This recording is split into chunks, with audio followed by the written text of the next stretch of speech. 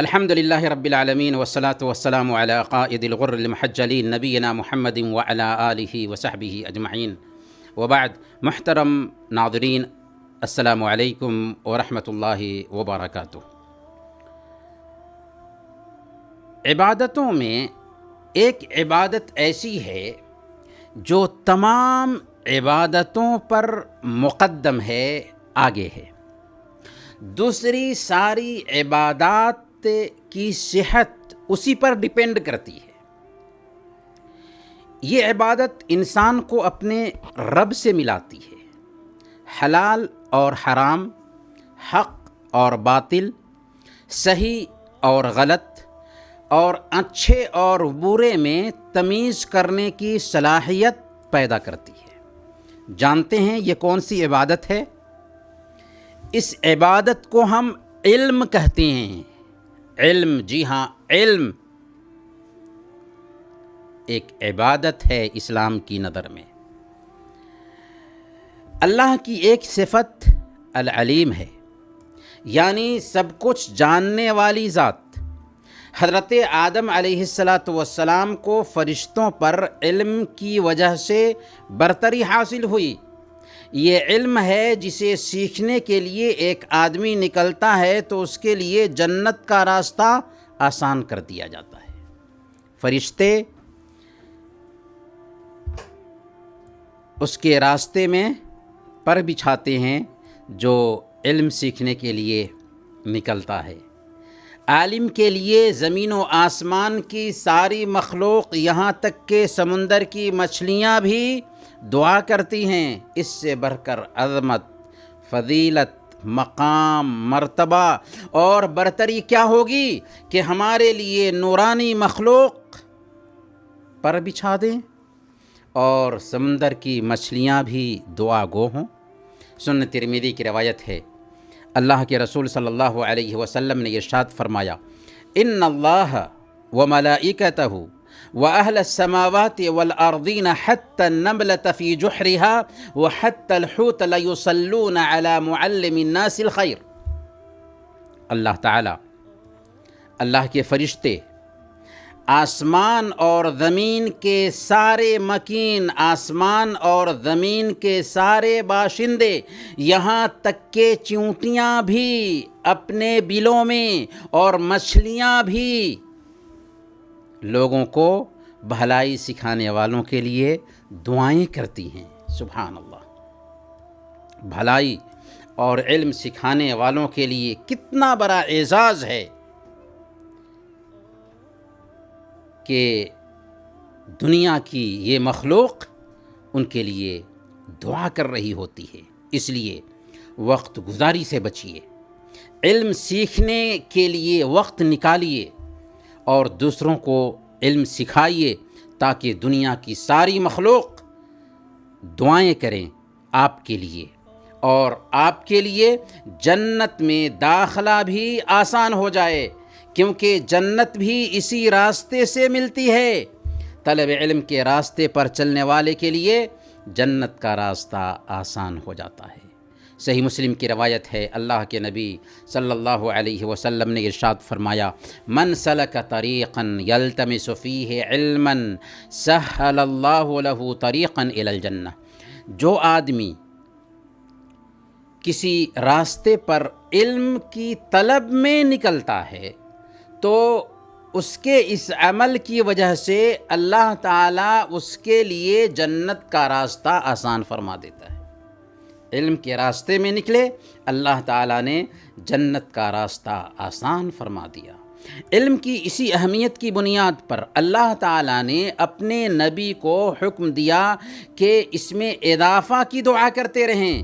وَقُلْ رَبِّ زِدْنِی عِلْمًا، اور کہیے کہ اے اللہ، اے میرے پروردگار، میرے علم میں اضافہ فرما. اللہ کے نبی صلی اللہ علیہ وسلم نے علم کی مجلس کو جنت کا باغیچہ قرار دیا. کس چیز کا باغیچہ؟ جنت کا باغیچہ.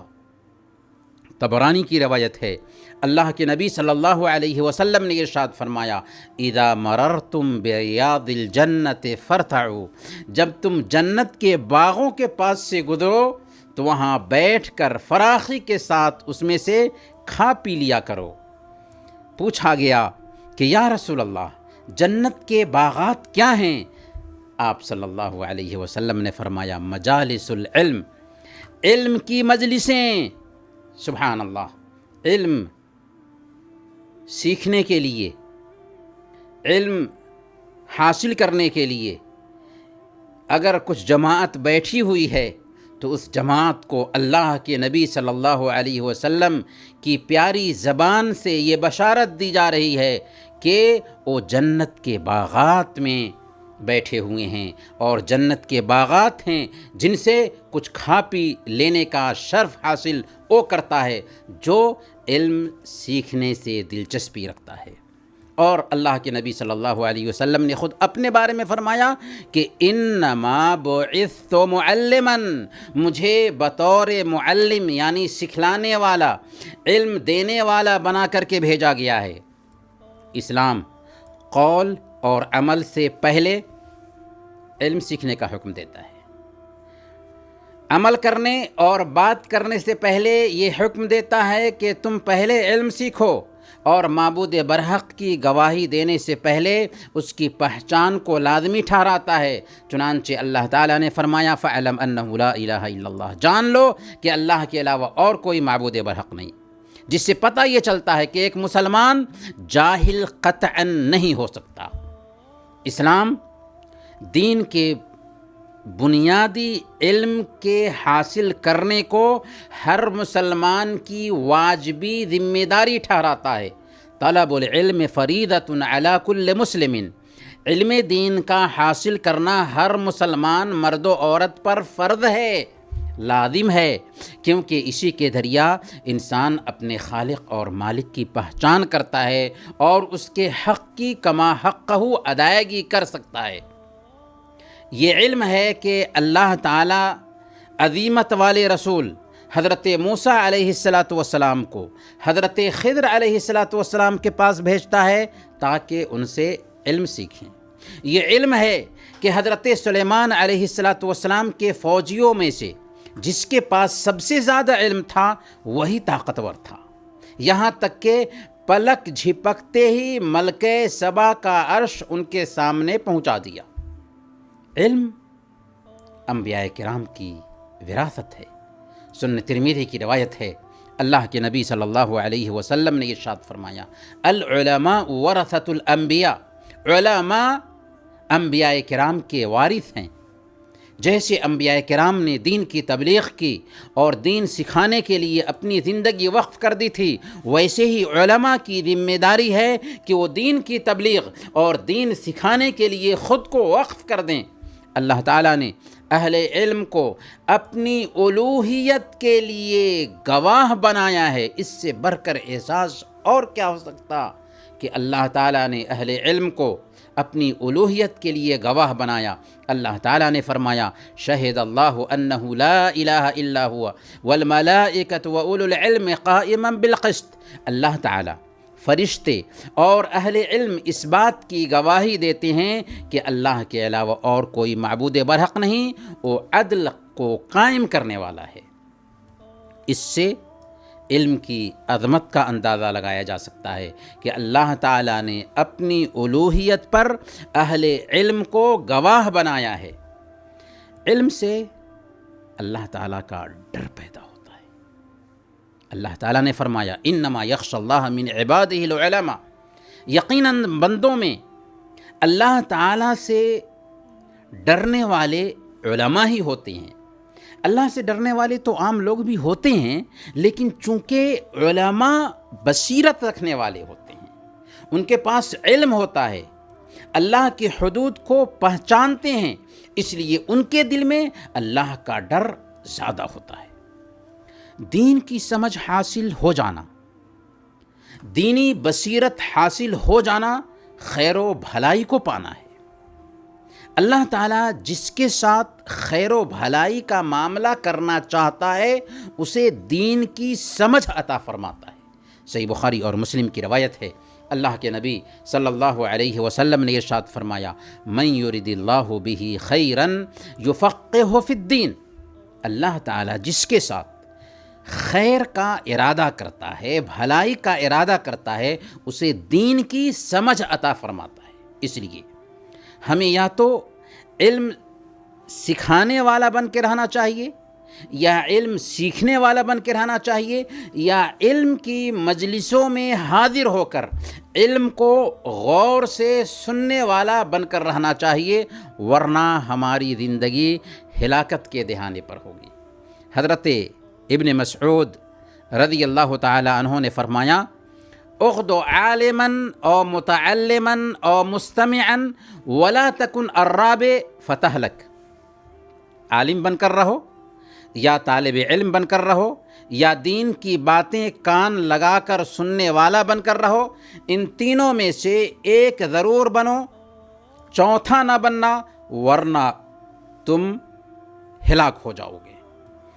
حضرت عبداللہ بن مسعود رضی اللہ تعالی عنہ کا یہ خطاب قوم مسلم سے ہے، جس میں اس نقطے کی وضاحت کی گئی ہے کہ ایک مسلمان چاہے کچھ بھی ہو، ڈاکٹر ہو، انجینئر ہو، تاجر ہو، ملازم ہو، خادم ہو، 60 سال کا ہو، 50 سال کا ہو، 30 سال کا ہو، 20 سال کا ہو، چاہے اس کا تعلق کسی بھی پیشے سے ہو، چاہے اس کی عمر کتنی بھی ہو، بحیثیت مسلمان اسے چاہیے کہ جب وہ اس دھرتی پر جی رہا ہے تو 3 اوصاف میں سے کوئی ایک وصف اس میں ضرور پایا جائے۔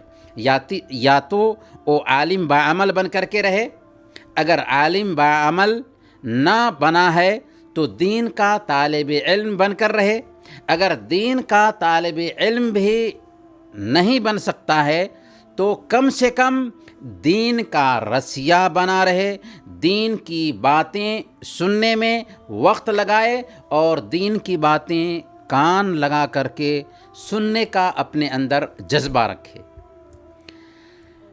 اب ہم اپنے آپ کا جائزہ لیں، کیا ہم عالم ہیں؟ اگر نہیں تو کیا ہم دین کے طالب علم ہیں؟ اگر نہیں تو کیا ہم دین کی باتیں سننے کا جذبہ رکھتے ہیں؟ ایسا تو نہیں کہ دین کی باتوں سے گزرے واٹس ایپ میں، کسی سوشل میڈیا سے، تو اس کو نظر انداز کر کے گزر گئے، گویا کہ دین کی بات سے ہمارا جو جذبہ ہونا چاہیے تھا وہ جذبہ نہیں دکھائی دیا۔ ان تینوں میں سے کوئی ایک صفت ہمارے اندر پائی جاتی ہے تو زہ خوب، اگر نہیں تو سمجھ لیں کہ ہم ہلاکت کے دہانے پر ہیں، تباہی کے راستے پر ہیں۔ بالخصوص اس مجلس کا کیا کہنا جہاں دین کی گفتگو ہو رہی ہو، جہاں احکام و مسائل کی باتیں ہو رہی ہوں، جہاں دینی بصیرت حاصل کی جا رہی ہو۔ اسی لیے حضرت ابن مسعود رضی اللہ تعالی عنہ نے کہا کہ لَأَنْ أَجْلِسَ مَجْلِسَ فِقْهٍ سَاعَةً أَحَبُّ إِلَيَّ مِنْ صِيَامِ يَوْمٍ وَقِيَامِ لَيْلَةٍ، میں فقہ کی مجلس میں 1 گھنٹہ کے لیے بیٹھوں، یہ میرے نزدیک 1 دن روزہ رکھنے اور 1 رات قیام کرنے سے بہتر ہے۔ کیا مطلب یہ کہ ایک بندہ 1 دن روزہ رکھے اور پوری رات قیام کرے، اس سے بہتر یہ ہے کہ 1 گھنٹہ کے لیے فقہ کی مجلس میں بیٹھ جائے، دین سیکھنے کی مجلس میں بیٹھ جائے۔ یہ ہے دین سیکھنے کی اہمیت، یہ ہے دین سیکھنے کا مقام اور مرتبہ، یہ ہے دینی تعلیم حاصل کرنے کا مقام اور مرتبہ۔ دین سیکھنے، دین سمجھنے اور دینی بصیرت حاصل کرنے کے لیے عمر کی بھی کوئی قید نہیں ہے اور نہ ہی جنس کی تحدید ہے۔ آج ہمارے ہاں ایک عجیب تصور یہ عام ہو گیا ہے کہ دین تو بچے سیکھتے ہیں، جو لوگ ملازمت پیشہ ہیں یا گھروں کو زینت بخشنے والی ہماری مائیں اور بہنیں ہیں، وہ لوگ دین کیوں کر سیکھیں گی؟ نہیں، ان کو بھی دین سیکھنا ہے، اور یہ غلط تصور ہے۔ کائناتی علم کے لیے یا عصری تعلیم کے لیے کسی حد تک عمر کی تحدید کی جا سکتی ہے، حالانکہ اس کے لیے بھی عمر کی تحدید نہیں کی جا سکتی، لیکن اگر کوئی تحدید کرتا ہے تو کائناتی یا عصری تعلیم کے لیے تحدید کی جا سکتی ہے، لیکن دینی علوم کے لیے عمر کی تحدید نہیں ہے، مرتے دم تک ہمیں دین کا طالب علم بن کر رہنا ہے، چاہے ہم کسی بھی پیشہ سے جڑے ہوئے ہوں۔ آپ سیرت کی کتابیں الٹ کر کے دیکھ لیجیے، اللہ کے رسول صلی اللہ علیہ وسلم نے مسجد نبوی میں جو مدرسہ کھولا تھا، اس میں تعلیم حاصل کرنے والے طلبہ کس عمر کے تھے؟ جی ہاں، اصحاب صفہ میں عمر دراز لوگ بھی تھے، نوجوان بھی تھے، کم عمر بھی تھے۔ اس مدنی سماج میں ہم دیکھتے ہیں کہ بال بچے والے لوگ ہمارے جیسے ہی کاروبار کرتے تھے، تجارت کرتے تھے، کھیتی باڑی کرتے تھے، لیکن پھر بھی ان کی معاشی مشغولیت علم سیکھنے کے راستے میں رکاوٹ نہیں بنتی تھی۔ دن میں تجارت کرتے اور رات میں اللہ کے رسول صلی اللہ علیہ وسلم کی مجلس میں بیٹھ کر دین سیکھتے تھے۔ دن بھر روزی روٹی کے انتظام میں لگے رہتے اور شام میں اللہ کے نبی صلی اللہ علیہ وسلم کے پاس طالب علم کی حیثیت سے دکھائی دیتے تھے۔ بلکہ بعض کبار صحابہ، بڑے بڑے صحابہ میں حصول علم کا ایسا جذبہ پایا جاتا تھا کہ اپنے ساتھی کے ساتھ باری لگا لی تھی کہ ایک دن تم اللہ کے نبی صلی اللہ علیہ وسلم کی مجلس میں حاضر ہونا اور ایک دن ہم حاضر ہوں گے، تاکہ دن بھر جو باتیں ہوئی ہیں ان کا آپس میں تبادلہ ہو جائے گا۔ چنانچہ وہ اپنی باری کے دن جو کچھ سنتے تھے اپنے ساتھی کو سناتے تھے۔ یہ تھا جذبہ صحابہ کرام میں علم حاصل کرنے کا، دین سیکھنے کا۔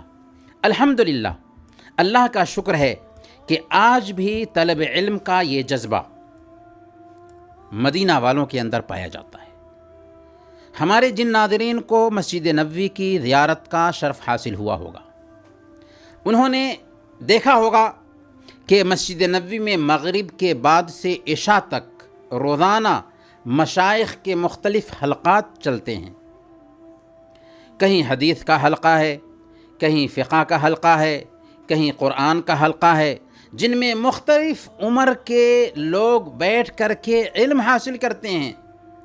ہم نے مدینہ یونیورسٹی میں تعلیم کے زمانے میں دیکھا کہ وہاں کے پروفیسران بھی مشائخ کے درس میں حاضر ہو کر چھوٹی چھوٹی کتابیں پڑھتے ہیں، کیونکہ ان کو معلوم ہے کہ علم دین کی کیا اہمیت ہے۔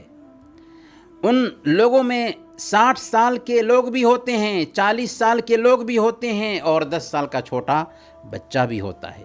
اس تفصیل کا مقصود یہ ہے کہ طلب علم کی راہ میں نہ تو ڈیوٹی کا بہانہ بنانا صحیح ہے اور نہ ہی یہ عذر پیش کرنا صحیح ہے کہ میری عمر زیادہ ہو چکی ہے، اب میں کیا سیکھوں گا۔ یہ بہانہ ہے، کیونکہ ابھی ہم نے سنا کہ اسی عمر میں اکثر صحابہ کرام نے جب اسلام قبول کیا تو دین سیکھا تھا۔ اسلام قبول کرنے والوں میں 80 سال کے لوگ بھی تھے، لیکن انہوں نے مدرسہ نبوت میں تربیت حاصل کی تھی۔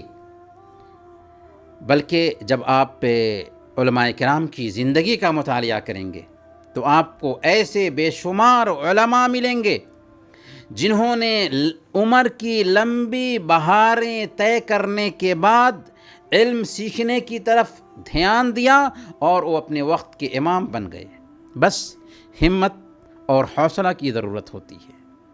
مشہور فقیہ امام قفال کو دیکھیے کہ عمر کی 40 بہاریں دیکھ چکے ہیں، اب ان کے ذہن میں طلب علم کا خیال پیدا ہو رہا ہے، گھر سے نکل جاتے ہیں، لیکن گومگوں کے عالم میں ہے کہ زندگی کا اچھا خاصا وقت نکل چکا ہے، اب میں علم حاصل کروں تو کیسے، کب سمجھوں گا، کب ازبر کروں گا، کب لوگوں کو تعلیم دوں گا۔ یہ خیال آتے ہی طلب علم کا ارادہ ترک کر کے گھر لوٹنے لگے۔ راستے میں ایک کنواں کو دیکھا جہاں پر کچھ لوگ بالٹی سے پانی نکال رہے تھے۔ کنویں کی دیوار پر ان کی نظر ٹکی رہ گئی۔ انہوں نے دیکھا کہ معمولی رسی کی گھساوٹ سے مضبوط پتھر کٹتا جا رہا ہے۔ اسی وقت ان کے ضمیر سے آواز نکلی کہ تم ہمت مت ہارو، محنت شروع کرو، کامیابی ضرور ملے گی۔ کہ جب رسی کی گھساوٹ سے مضبوط پتھر کٹ سکتا ہے تو تم کامیاب کیسے نہیں ہو سکتے؟ چنانچہ ایسا ہی ہوا اور انہوں نے محنت شروع کی، یہاں تک کہ اپنے وقت کے امام بنے۔